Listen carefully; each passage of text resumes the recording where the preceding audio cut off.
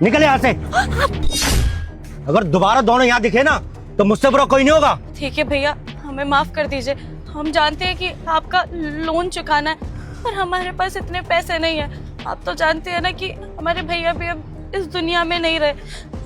हम उनके बिना इतना बड़ा लोन कैसे चुकाएंगे? हमारे पास तो इतने पैसे भी नहीं है। अगर आप घर से निकाल देंगे तो हम भला कहाँ जाएंगे भैया? बकवास बंद करो।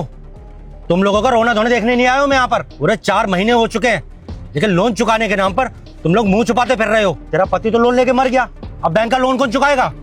भाई साहब, हम मानते हैं कि हमारी गलती है, पर हम भी तो मजबूर है ना। हमारे पास कोई काम नहीं है भैया। हमारे भाई थे जो काम वगैरह करते थे और हमारे घर का खर्चा चलता था। अब आप बताइए, 2 औरतें भला कहाँ जाएंगी और हमें काम देगा कौन? हमें थोड़ी सी मोहलत दे दी। जब आपके सारे पैसे चुका देंगे हमें घर से बाहर मत निकालिए। औरतें हो इसलिए बैंक ने इतनी मोहलत दी थी तुम्हें, ताकि धीरे धीरे करके लोन चुका दो। अब ऊपर से ऑर्डर मिला है, या तो लोन चुकाओ या ये झुग्गी खाली करो। चलो निकलो यहाँ से। साहब थोड़ा तो रहम कीजिए, हमारे पति को मरे हुए अभी 1 साल भी नहीं हुआ है और इतनी जल्दी हम कहाँ से ये लोन चुका देंगे? ऐसा नहीं कहते साहब कि हम आपका लोन नहीं चुकाएंगे। हम कुछ भी करेंगे, खेतों में जाके काम करेंगे, दिहाड़ी करेंगे, सब कुछ करके आपका लोन चुकाएंगे साहब, लेकिन हमें घर से मत निकालिए साहब। कहाँ जाएंगे हम दोनों औरतें ऐसे? बस बहुत हो चुका, अब कोई मोहलत नहीं मिलेगी। मैंने कहा ना, या तो लोन चुकाओ या ये झुग्गी खाली करो। साहब थोड़ा तो रहम करिए, हम कहाँ जाएंगे साहब? गरीब हैं, हमें कोई नहीं पूछता साहब, हम कहाँ धक्के खाते फिरेंगे? थोड़ा तो रहम करिए साहब। ठीक है, अब तुम लोग कह रहे हो तो तुम लोगों को थोड़ी सी मोहलत और दे देता हूँ। वैसे अगर तुम लोग मेरी बात मान लो ना, तो तुम लोगों को पैसे चुकाने की जरूरत नहीं पड़ेगी। वैसे भी 4 लाख का लोन है। अब तुम जैसे लाचार औरतें कहाँ ये लोन चुकाती फिरेंगी, बैंक के धक्के खाती फिरेंगी। मेरे पास एक बहुत अच्छा तरीका है जिससे तुम लोगों को पैसे भी नहीं चुकाने पड़ेंगे और तुम लोगों का बैंक का लोन भी माफ हो जाएगा। क्या साहब बताइए? कैसे क्या? तुम लोगों को मेरी बात माननी है? अब तुम लोग तय कर लो कि तुम दोनों में से मेरे साथ कौन चलेगा। और वैसे भी तू तो विधवा है, विधवाओं का हाथ नहीं लगाता मैं, क्योंकि ये पाप ना अपने सर पे नहीं लेना चाहता। वैसे तेरी ये ननद 1 नंबर की माल लग रही है, तो इसे मेरे साथ भेज दे, देख ले 4 लाख रुपए माफ करवा दूंगा तेरे।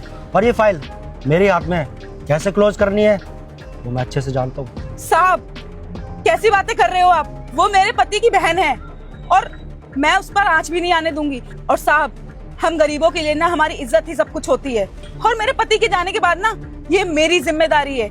मैं मर भी जाऊंगी ना तब भी इसकी इज्जत पे आंच नहीं आने दूंगी साहब। भाई साहब, आप ये कैसी बातें कर रहे हैं? हमने कहा ना हम आपका लोन चुका देंगे। आप ऐसी बातें मत करिए। खुद समय ही तो मांगा है ना, आप थोड़ा टाइम दीजिए, हम आपके सारे पैसे दे देंगे। लगता है तुम लोग ऐसे मानोगे नहीं, मुझे अपना ही तरीका आजमाना पड़ेगा। प्यार की बात तुम लोगों को समझ में नहीं आती ना। चल मेरे साथ चल। हाथ छोड़। क्या कर रहा है ये? कौन है तू? हिमायती बनकर आया क्या इनका? प्रधान हूँ इस इलाके का। तू बताएगा क्या चल रहा है यहाँ पर? ये लोन लिया इन लोगों ने बैंक से, लेकिन 4 महीने हो चुके हैं, एक भी किस्त नहीं चुकाई है। जब भी हम इनको फोन करते हैं ये लोग फोन भी नहीं उठाते हैं। तो बताइए और कोई तरीका था हमारे पास? और बैंक से जब भी कोई आता है ना इन लोगों के पास, तो कोई ना कोई बहाना करके भगा देते हैं। क्यों बहन जी, आप लोग इनकी किस्त क्यों नहीं भर रहे हैं? सब मजबूरी है हमारी। हमने लोन नहीं लिया था, हमारे भाई ने लोन लिया था खेती बाड़ी करने के लिए, लेकिन लोन चुकाने से पहले ही हमारे भैया इस दुनिया में नहीं रहे। अब हमारी क्या गलती है साहब? हमारे पास कोई काम नहीं है, कहाँ से इतना पैसा भरेंगे? हम इनसे बस थोड़ा टाइम ही मांग रहे, ये हमको बिल्कुल टाइम नहीं दे रहे और कह रहे इस घर से निकल जाओ। साहब हम कहाँ जाएंगे? जब वो थोड़ा सा समय मांग रहे तो देते क्यों नहीं हो? लोन चुकाने की मना तो नहीं कर रहे ना वो? और कितना टाइम चाहिए तुम लोगों को? 4 महीने से ऊपर हो चुके हैं, एक भी किस्त नहीं भरी है, और कितना टाइम चाहिए? हाँ तो उनके घर में प्रॉब्लम है तभी तो टाइम मांग रहे हैं ना। और वैसे भी जिसने लोन लिया था वो तो एक्सपायर हो चुके हैं, बैंक की तरफ से स्टे मिल सकता है, समझा? देखिए साहब, अब कोई स्टे नहीं मिलेगा और ये सरकारी काम है, तो आप बीच में ना पड़े तो ये अच्छा होगा आपके लिए। कौन से बैंक से आया तू? सिटी बैंक से। मैनेजर का नाम क्या है तेरे? आप क्या करेंगे जानकर मैनेजर का नाम? अबे जितना पूछ रहा हो उतना बता, समझा? मयंक। मयंक सचदेवा ना? कर लीजिए सर, कोई फायदा नहीं है। ऊपर से ऑर्डर है इनकी, ये झुग्गी खाली होकर ही रहेगी आज। मयंक भाई केम छो? मजा में? हाँ मयंक भाई, एक काम था तुमसे। वो दरअसल मेरे एरिया में कुछ थोड़ी सी प्रॉब्लम चल रही है। आपके बैंक से एक फैमिली ने लोन लिया था, लेकिन जिसने लोन लिया था वो एक्सपायर हो गए, तो बेचारी 2 लेडीज ही बची हैं। तो वो चाह रही है कि थोड़ा स्टे मिल जाए और जो इंटरेस्ट है वो भी खत्म हो जाए। हो सकता है क्या ऐसा? सरस छे बताता हूँ। नाम क्या है उनका? हरीश। हरीश नाम है मयंक भाई, पूरा नाम? हरीश कुमार। हरीश कुमार। हाँ, 4 महीने से इंस्टॉलमेंट नहीं किए, देखिए आप फाइल। जी जी जी, ठीक है, मैं आपके रिकवरी एजेंट से आपकी बात करा देता हूँ। शुक्रिया मयंक भाई, शुक्रिया। जी सर, सर वो ऊपर से ऑर्डर आया था इसलिए आना पड़ा यहाँ पर। सर ये लोग एक भी किस्त नहीं चुकाई पाए। सर ऊपर से ऑर्डर आया था इसलिए आना पड़ा यहाँ पर। 4 महीने से ऊपर हो गए सर, एक भी किस्त नहीं भरी है इन लोगों ने। जी सर, मैं निकलता हूँ यहाँ से। Sorry sir. सर आपने बताया नहीं कि आप मयंक सर को जानते हैं। आप पहले ही बता देते मुझे तो इतना हंगामा नहीं होता। ठीक है सर, मैं निकलता हूँ। रुक, ये पूरा इलाका मेरा परिवार है, समझा? और इस परिवार के साथ कोई बदतमीजी नहीं कर सकता। आज जो तूने हरकत की है ना, आज तक करने की किसी की हिम्मत नहीं हुई। चल माफी मांग इनसे। लेकिन सर मैं तो अपना काम कर रहा था।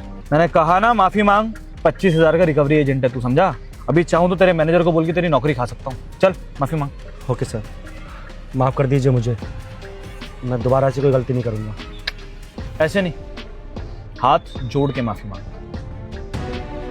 हाथ जोड़। आई एम सॉरी, माफ़ कर दीजिए मुझे।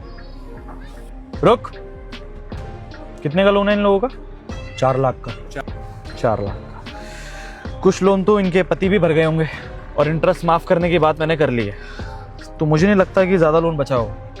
ये 1 लाख रुपए पकड़ और इनको परेशान करने की कोई ज़रूरत नहीं, समझा? फाइल क्लोज कर इनकी। और आज के बाद ऐसे बदतमीजी की ना मेरे इलाके में तो अपने पैरों पे चल के नहीं जाएगा, समझा? निकल यहाँ से, चल आउट।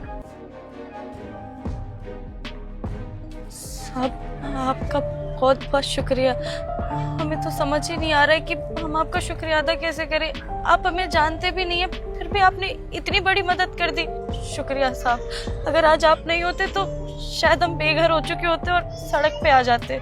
देखिए, मैं मानता हूँ कि आप लोग मुझे नहीं जानते, लेकिन अब जान लीजिए, आप लोगों की सेफ्टी के लिए अच्छा है। मैं इस एरिया का प्रधान हूँ और अगर आज के बाद आपको कोई भी दिक्कत होती है तो सामने ही मेरा ऑफिस है, आप आके मुझे बता सकते हैं। आप लोगों ने मुझे अपनी सेवा के लिए चुना और अगर मैं आप लोगों की सेवा नहीं करूँगा तो बेकार है मेरा उस कुर्सी पे बैठना। फिलहाल आपकी कंडीशन देख के मुझे पता चल रहा है कि आप लोगों को पैसे की बहुत ज़्यादा ज़रूरत है, तो ये पैसे रख लीजिए, आप लोगों के काम आएंगे। जरूरत है? नहीं साहब, आप हमारी बहुत मदद कर चुके हैं। आप और पैसे नहीं चाहिए, वरना हम आपका एहसान कभी नहीं उतार पाएंगे। बस आपका शुक्रिया। देखिए, ये इलाका मेरा परिवार है और मैं आप लोगों के लिए ये सब नहीं कर रहा हूँ, अपने परिवार के लिए कर रहा हूँ। आप ये पैसे रख लीजिए और किसी भी चीज़ की ज़रूरत हो तो आप आ जाइएगा। इवन मुझे लगता है कि आपके परिवार में अब नौकरी की भी ज़रूरत हो तो आप मेरे ऑफिस आ जाइएगा, मैं किसी अच्छी जगह आपको लगवा दूंगा। लीजिए। सच में आप तो भगवान बन के आए हमारी जिंदगी में। हम आपका ये एहसान कभी नहीं उतार पाएंगे। शुक्रिया साहब। चलता हूँ।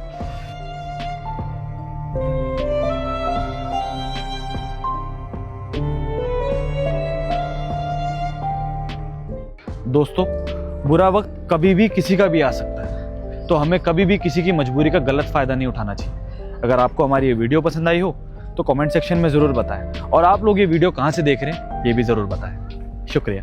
बेटा, अगर तुझे ये वीडियो अच्छा लगा हो तो वीडियो को एक लाइक करके इस चैनल को सब्सक्राइब कर लेना। और हाँ, अगर मुझ में विश्वास रखते हो तो जाते जाते कमेंट में जय श्री राम लिखना मत भूलना।